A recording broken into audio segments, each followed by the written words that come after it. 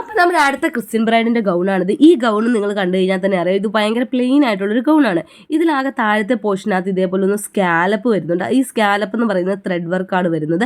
അതുപോലെ തന്നെ യോക്ക് പോർഷനും ട്രാൻസ്പെറൻ്റ് ആയിട്ട് വരുന്നുണ്ട്.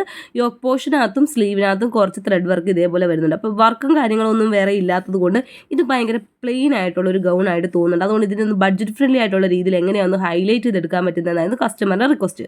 നമ്മളെല്ലാ പർച്ചേസിങ്ങും കൂടെ ഒന്നിച്ചാണ് നടത്തിയത്. നമുക്ക് ക്രിസ്ത്യൻ ബ്രൈഡ്സ് 2-3 പേരുള്ളതുകൊണ്ട് അവർക്ക് എല്ലാവർക്കും വേണ്ടിയിട്ട് ഒറ്റയടിക്കാണ് പർച്ചേസിങ് നടത്തിയത്. ഇതിനകത്ത് ഞാൻ യൂസ് ചെയ്യുന്നത് എന്താണെന്ന് വെച്ച് കഴിഞ്ഞാൽ നമ്മുടെ ഈ കസ്റ്റമറിന് വേണ്ടി നമ്മൾ സ്റ്റിക്കിംഗ് ആണ് ചെയ്യുന്നത്.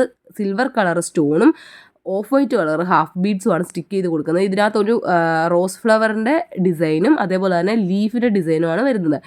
അപ്പോൾ ഓൾറെഡി ഇതിനകത്ത് ഡിസൈൻ വരുന്നത് കൊണ്ട് നമുക്ക് ഇതിനകത്ത് വേറെ ഡിസൈനും കാര്യങ്ങളൊന്നും ആഡ് ചെയ്യേണ്ടി വരുന്നില്ല. നമ്മൾ ഇത് തന്നെ ഒന്ന് നല്ല രീതിയിലൊന്ന് ഹൈലൈറ്റ് ചെയ്തെടുക്കുമ്പോൾ തന്നെ നമ്മുടെ ഈ ഗൗൺ നല്ല ഹെവി ലുക്കായി തോന്നും.